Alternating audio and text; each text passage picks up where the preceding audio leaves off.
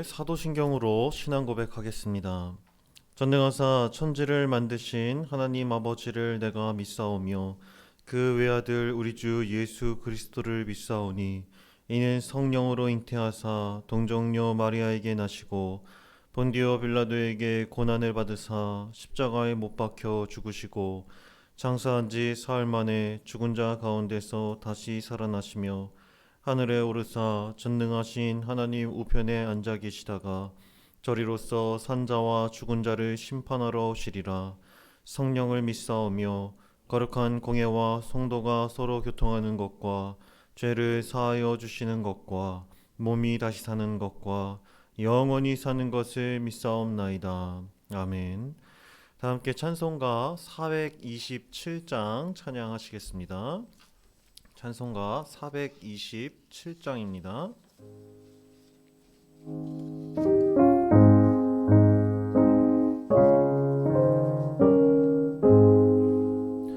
마음 가난한 사람 복이 있나니 천국이 그들의 것임이요 내래 통하느니 복이 있나니 그들이 위로를 받으리라. 온유한 사람은 복이 있나니 그 땅이 기업이 될 것이요 의사모하느니 복이 있나니 그들이 베풀을 것이로다. 긍휼히 여기면 복이 있나니 긍휼히 여김을 받으리라. 마음 청결한 사람 복이 있나니 그들이 하나님 볼 것이라. 화평케 하느니 복이 있나니 그들이 하나님 아들이요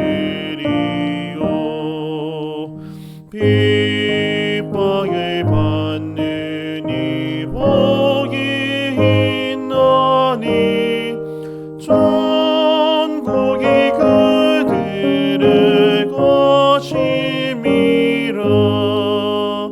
주 위에 욕보면 복이 있나니 하늘의 큰 상을 받으리라. 성부와 성자와 성령께 영광 영원히 돌리세. 할렐루야. 아멘. 오늘 함께 나눌 성경 말씀은 마태복음 5장 1절부터 12절까지의 말씀입니다. 마태복음 5장 1절부터 12절까지의 말씀을 제가 봉독하겠습니다. 예수께서 무리를 보시고 산에 올라가 앉으시니 제자들이 나아온지라. 입을 열어 가르쳐 이르시되 심령이 가난한 자는 복이 있나니 천국이 그들의 것이며 애통하는 자는 복이 있나니 그들이 위로를 받을 것이며 온유한 자는 복이 있나니 그들이 땅을 기업으로 받을 것이며 의에 줄이고 목마른 자는 복이 있나니 그들이 배부를 것이며 긍휼히 여기는 자는 복이 있나니 그들이 긍휼히 여김을 받을 것이며 마음이 청결한 자는 복이 있나니 그들이 하나님을 볼 것이며 화평하게 하는 자는 복이 있나니 그들이 하나님의 아들이라 일컬음을 받을 것이며 을을 위하여 박해를 받는 자는 복이 있나니 천국이 그들의 것임이라. 나로 말미암아 너희를 욕하고 박해하고 거짓으로 너희를 거슬러 모든 악한 말을 할 때에는 너희에게 복이 있나니 기뻐하고 즐거워하라. 하늘에서 너희의 상이 큼이라. 너희 전에 있던 선지자들도 이같이 박해하였느니라. 아멘. 앞선 단락에서 예수님의 공생의 사역의 시작과 현상을 포괄적으로 설명했다면 이제부터는 예수님의 본격적인 사역이 소개됩니다. 마태는 지금까지 예수님이 하늘나라를 가져오신 메시아임을 선언했습니다. 이제 예수님은 새 나라에 걸맞는 새 백성의 삶을 규정하는 새 질서를 선포하십니다. 그 선포의 첫머리를 장식하는 말씀이 바로 우리가 함께 읽은 팔복에 관한 본문입니다. 이 새벽 본문을 통해 주시는 하나님의 뜻과 교훈이 무엇인지 함께 생각해 보겠습니다. 마태복음 4장 23절 말씀에서 마태는 예수님의 사역을 가르침, 복음 전파, 치유라는 세 가지 주제로 소개했습니다. 그 첫 번째인 가르침과 관련해 등장하는 것이 바로 예수님의 산상수훈 말씀입니다. 예수님이 하신 산상수훈 설교의 주 대상은 제자들과 무리들이었습니다. 마태복음 5장 1절 말씀에서 예수께서 무리를 보시고 라는 말씀으로 시작해 7장 28절 무리들이 그의 가르침에 놀라니 라는 문장으로 끝맺음하는 것을 보면 알 수 있습니다. 그리고 2절 말씀에서 예수님은 제자들이 예수님 앞으로 나아오자 말씀을 전하기 시작하셨습니다. 예수님의 입에서 나온 첫 가르침은 복에 관한 말씀이었습니다. 이때 우리가 오해하지 말아야 할 것은 예수님이 말씀하신 복이 우리가 세상에서 얻고자 하는 인본주의적인 복과는 다른 개념이라는 것입니다. 예수님이 말씀하신 복은 하나님 나라 안으로 부름을 받은 자녀들의 영적 상태를 복됨이라는 단어로 말씀하신 것입니다. 여기서 복됨이란 예수님 안에 들어와 하나님의 온전한 통치 아래 그분의 은혜를 누리는 백성의 상태를 의미합니다. 예수님은 천국 백성의 정체를 소개하면서 그들이 복 있는 자라고 말씀하셨습니다. 언약에 순종하는 백성에게 약속하신 것이 복이며 예수님께서 가져오신 하나님 나라에 참여하는 백성들 역시 이 복을 누릴 수 있는 것입니다. 그렇다면 우리는 천국 백성으로 택함 받은 성도요 자녀로서 하나님이 이미 우리에게 허락하신 이 8가지 복을 누리고 있는지, 복된 자의 영적인 상태 가운데 거하고 있는지 깊게 생각해 봐야 합니다. 왜냐하면 본문에서 등장하는 8가지 복에 관한 진술은 복을 받을 수 있는, 복을 받는 조건이 아니라 이미 예수님 안에서 허락된 자들이 누리고 취해야 할 복과 자세이기 때문입니다. 먼저 첫 번째부터 네 번째 복은 내적 상태를 의미합니다. 천국을 누리는 백성의 첫 번째 내적인 상태는 심령이 가난한 자입니다. 3절 말씀입니다. 심령이 가난한 자는 복이 있나니 천국이 그들의 것이며. 이 말씀은 천국을 누릴 줄 아는 사람의 내적인 상태가 바로 심령이 가난한 자라는 것을 알려줍니다. 예수님의 복음을 접했던 주 대상은 무리들이고 이들 대부분은 물질적으로 가난했습니다. 로마와 유대교의 오랜 착취와 억압에 피폐한 사람들이었습니다. 그러나 예수님이 말씀하신 가난은 소유의 많고 적음을 판단하는 가난이 아니었습니다. 예수님이 말씀하신 가난은 하나님의 통치와 은혜만을 의지하는 것, 그것이 심령이 가난한 상태입니다. 다시 말해 하나님 나라는 세상의 다른 모든 것에 가난해질지라도 하나님 한 분만으로 부유할 수 있다는 부요할 수 있는 사람을 의미합니다. 그렇게 하나님 한 분만으로 부유한 것을 인정할 줄 아는 사람은 이미 하나님 나라를 그들의 나라로 소유한 자라고 말할 수 있습니다. 둘째, 천국을 누리는 백성의 두 번째 내적 상태는 애통하는 자입니다. 애통하는 자. 4절 말씀입니다. 애통하는 자는 복이 있나니 그들이 위로를 받을 것이며. 4절 말씀에 기록된 애통하는 자는 이사야 61장 1절 말씀에서 기록된 마음이 상한 자를 고치며 라는 표현과 같은 단어로 사용된 말입니다. 마음이 상한 자를 고치며. 예수님을 통해 이미 이 땅에서도 하나님 나라가 실현되었지만 여전히 세상은 상실과 고통의 연속으로 눈물이 가득한 곳입니다. 하나님의 백성들 역시 삶의 무게와 고난을 이기지 못하고 애통하지만 그럼에도 하나님 나라 백성이 누리가 다른 점 한 가지는 하나님 안에서 애통을 치유하는 참된 위로를 경험할 수 있다는 것입니다. 하나님은 마음을 상한 자를 고치시는, 즉 애통하는 자를 절대 외면하지 않으시고 치유하여 참된 위로를 얻게 하시는 분임을 깨닫게 하는 것이죠. 그러므로 하나님이 주신 최고의 위로가 예수 그리스도이시며, 그래서 애통하는 자는 예수님의 위로를 누릴 수 있다는 점에서 복된 사람인 것입니다. 셋째, 천국을 누리는 백성의 세 번째 내적 상태는 온유한 자입니다. 온유한 자. 5절 말씀입니다. 온유한 자는 복이 있나니 그들이 땅을 기업으로 받을 것이며. 여기서 말하는 온유는 도덕적으로 성품이 겸손하고 부드러운 상태를 의미하는 것이 아닙니다.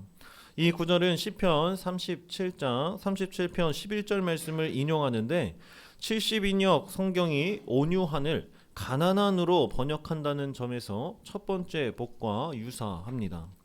가난하고 억울한 현실을 스스로 해결하려고 타인에게 폭력과 착취를 가하는 것은 온유함과 정반대의 개념입니다. 온유한 자는 하나님을 전적으로 의지하여 맡김으로 그분이 보응하실 것을 기대하며 기다리는 사람입니다. 설사 온전한 보응이 미래에 일어날 보응이라고 하더라도 이미 확정된 미래이기에 우리에게는 현재적 복이 되는 것이죠. 고난 이후에 하나님의 은혜를 우리가 경험하는 원리처럼 말입니다. 따라서 온유한 자는 하나님의 일하심을 기다리는 자, 다시 오실 예수님을 기다리는 자라고 말할 수 있습니다. 넷째, 천국을 누리는 백성의 네 번째 내적 상태는 의에 줄이고 목마른 자입니다. 6절 말씀입니다. 의에 줄이고 목마른 자는 복이 있나니 그들이 배부를 것이며. 마태복음에서 율법을 지키는 차원에서의 믿음의 의는 산상수훈에서 관계적 의미로 새롭게 구체화됩니다. 쉽게 말해서 하나님의 통치 아래에 들어온 사람들은 하나님의 뜻을 삶의 목적으로 삼는 것이 특징인데 예수님은 그러한 모습을 바로 의라고 말씀하시는 것입니다. 따라서 하늘나라 백성들은 의에 줄이고 목마른 자들입니다. 우리가 하나님의 뜻이 성취되어져 갈 때 느낄 수 있는 영적인 배부름을 보면 알 수 있습니다. 다섯 번째부터 일곱 번째 복은 외적인 행동을 나타내는 것이 특징입니다. 앞서 소개된 네 가지 복이 내적 상태에 주목한다면 이어질 세 가지 복은 구체적인 행동을 동반하는 것이죠. 천국을 누리는 백성의 다섯 번째 외적인 행동은 긍휼히 여기는 자입니다. 긍휼히 여기는 자. 여기서 사용된 7절 말씀에서 사용된 긍휼히 여기는 자는 자비로운 자를 의미합니다. 다만 윤리적인 차원에서 선을 베푸는 차원을 넘어 자비의 행동을 결정짓는 성품을 강조하는데 그것은 하나님의 성품을 의미합니다. 하나님의 성품. 하나님의 자비를 경험한 자라야 자비로운 성품을 담아낼 수 있는 것이죠. 제자들은 착취와 폭력을 일삼는 세상 앞에 자비의 사람으로 서게 됩니다. 그것이 가능한 까닭은 그들이 예수 그리스도 안에서 지속적으로 하나님의 자비를 경험하고 있기 때문입니다. 따라서 우리 마음 가운데 자비와 긍휼의 마음이 생긴다면 기꺼이 하나님으로부터 공급되는 성품임을 인지하고 자비 베풀기를 기쁨으로 순종하시길 바랍니다. 천국을 누리는 백성의 여섯 번째 외적 행동은 마음이 청결한 자입니다. 8절 말씀입니다. 마음이 청결한 자는 복이 있나니 그들이 하나님을 볼 것이며. 마음이 청결한 자는 특별히 하나님과의 관계가 온전한 상태를 의미합니다. 만약 우리가 죄를 범하고 죄로 얼룩지게 된다면 하나님을 볼 수 없을 것입니다. 하나님이 아닌 다른 것을 우상으로 품어도 마찬가지입니다. 따라서 마음이 청결하다는 것은 오직 나뉘지 않은 한 마음으로 하나님 한 분만을 주목하고 사랑하는 것입니다. 천국을 누리는 백성의 일곱 번째 외적 행동은 화평하게 하는 자입니다. 화평하게 하는 자. 9절 말씀에서 예수님은 하나님과 화평하게 하는 자는 복이 있나니 그들이 하나님의 아들이라 일컬음을 받을 것이라 말씀하셨습니다. 예수님은 하나님과 사람 사이를 평화롭게 만드시는 분입니다. 하나님의 아들만이 만들어낼 수 있는 평화이기 때문에 평화를 만드는 자는 당연히 하나님의 자녀라고 불릴 것입니다. ESV 영어 성경에서는 화평하게 하는 자를 피스메이커라고 번역했습니다. 피스메이커란 미움이 있는 곳에 평화를 조성하고 분열이 있는 곳에 화해와 일치를 추구하는 자를 말합니다. 우리가 속한 공동체에서 우리는 피스메이커, 평화를 만드는 사람의 역할을 잘 감당하고 있는지, 아니면 우리가 가는 곳마다 분란과 분열을 일으키지는 않는지 되돌아봐야 할 것입니다. 그리고 진정한 화평은 그리스도를 통해 죄사함 받고 하나님과 화목한 자라야 세상과 화목할 수 있을 것입니다. 이때 세상과 화목한다는 것은 세상과 타협한다는 말이 아닙니다. 하나님과 원수된 세상이 하나님과 화목해질 수 있도록 평화의 중재를 위한 화목을 뜻하는 것입니다. 마지막으로 천국을 누리는 백성의 여덟 번째 행동은 의를 위하여 박해받는 자입니다. 의를 위하여 박해받는 자. 세상은 늘 하나님을 대적합니다. 예수님이 이 땅에 오셨지만 결코 환영하지 않았고 오히려 핍박하고 죽였습니다. 이 말씀에서 예수님은 특별히 마지막 복을 가르치시면서 자신의 운명을 암시하셨습니다. 예수님의 부활 승천하신 사건 이후 성령으로 거듭난 제자들은 이전까지와는 다른 대담한 모습을 보여주었습니다. 바로 의를 위하여 박해받는 자의 모습을 보여준 것입니다. 제자들은 의를 위하여 기꺼이 불의한 세상으로부터 박해를 받았습니다. 그들은 피스메이커로 세상에서 자비를 베풀고 평화를 만들었지만 돌아오는 것은 핍박뿐이었습니다. 그러나 그들이 그렇게 할 수 있었던 이유는 가장 귀한 하나님으로부터 천국을 선물로 받았기 때문입니다. 그렇다면 우리는 의를 위하여 핍박받는 삶을, 제자의 삶을 살아가고 있습니까? 예수님은 11절과 12절 말씀에서 박해를 받는 대상이 3인칭 복수에서 2인칭 복수, 너희로 바꾸어 말씀을 전하셨습니다. 즉 하나님의 자녀로 제자로 부름받은 우리는 어떠한 어려움과 핍박받는 상황 가운데서도 예수 그리스도의 의를 전하기 위해 힘써야 함을 깨닫습니다. 그리고 예수님은 핍박받는 가운데서도 기뻐하고 즐거워할 것을 요청하시며 말씀을 맺으셨습니다. 사랑하는 성도 여러분, 지금까지 간략하게 하나님의 온전한 통치 아래서 그분의 은혜를 누리는 백성에게 주신 8가지 복된 자세의 말씀을 살펴보면서 천국 백성으로 택함받은 우리는 이미 하나님이 우리에게 허락하신 이 8가지 복을 누리고 있는지, 또한 복된 자의 영적인 상태 가운데 거하고 있는지 생각해 봤습니다. 말씀을 들으시면서 깨달으셨겠지만 이 8가지 복은 우리가 이미 누리고 있는 복이라는 사실을 우리는 믿어 의심치 말아야 합니다. 왜냐하면 이 모든 것이 예수 그리스도로부터 말미암아 시작되고 공급되기 때문입니다. 이 말은 심령이 가난한 자, 애통하는 자, 온유한 자, 의에 줄이고 목마른 자, 긍휼히 여기는 자, 마음이 청결한 자, 화평하게 하는 자, 의를 위하여 박해받는 자 모두 예수 그리스도를 영접하여 마음에 품은 자만이 얻을 수 있는 모습이라는 말입니다. 예수님의 모습이 팔복 그 자체이며, 팔복은 제자가 되기 위한 조건이 아니고 예수님을 따르는 사람들이 누리는 복이라는 것을 잊지 말아야 합니다. 이 사실을 모르면 이미 복의 근원이신 예수님을 마음에 모시고도 계속해서 헛된 복을 구하는 잘못을 저지를 수도 있기 때문입니다. 그러므로 오늘 하루 그리고 앞으로의 인생을 살아갈 때 저와 성도님들 모두 예수 그리스도를 영접하여 자녀가 된 우리는 이미 복 있는 자라고 굳게 믿고 선포하며 이미 임한 하나님 나라를 누리고 전하는 일에 최선을 다하길 예수 그리스도의 이름으로 소망하고 축복합니다. 기도하겠습니다. 사랑과 은혜가 충만하신 하나님 아버지, 감사합니다. 이 새벽 주님이 함께 하시고 사랑하는 성도님들과 함께 팔복에 관한 말씀을 살펴보면서 이 땅에 이미 임한 하나님 나라에서 누릴 수 있는 축복에 대해 깨닫게 하시니 감사드립니다. 무엇보다 감사드릴 것은 이 모든 복의 근원이 바로 우리 주님이라는 사실입니다. 결코 우리의 생각과 능력과 노력으로 얻을 수 없는 이 귀한 복을 오직 주님을 영접함으로 예수 그리스도로 말미암아 누릴 수 있게 하신 은혜에 감사드립니다. 예수 그리스도와 함께하는 우리 모두가 이미 복을 받고 복과 함께 동행한다는 것을 기억하며 주님 주신 하나님의 성품을 가지고 복을 누리고 전하는 일에 귀하게 쓰임받는 저와 사랑하는 성문 공동체가 되게 하여 주시옵소서. 그리하여 핍박받는 것을 기쁨으로 여길 줄 알게 하옵소서. 팔복의 은혜 가운데로 우리를 인도하신 우리 주님 예수 그리스도의 이름으로 기도드립니다. 아멘. 하늘에 계신 우리 아버지여, 이름이 거룩히 여김을 받으시오며 나라가 임하옵시며 뜻이 하늘에서 이룬 것 같이 땅에서도 이루어지이다.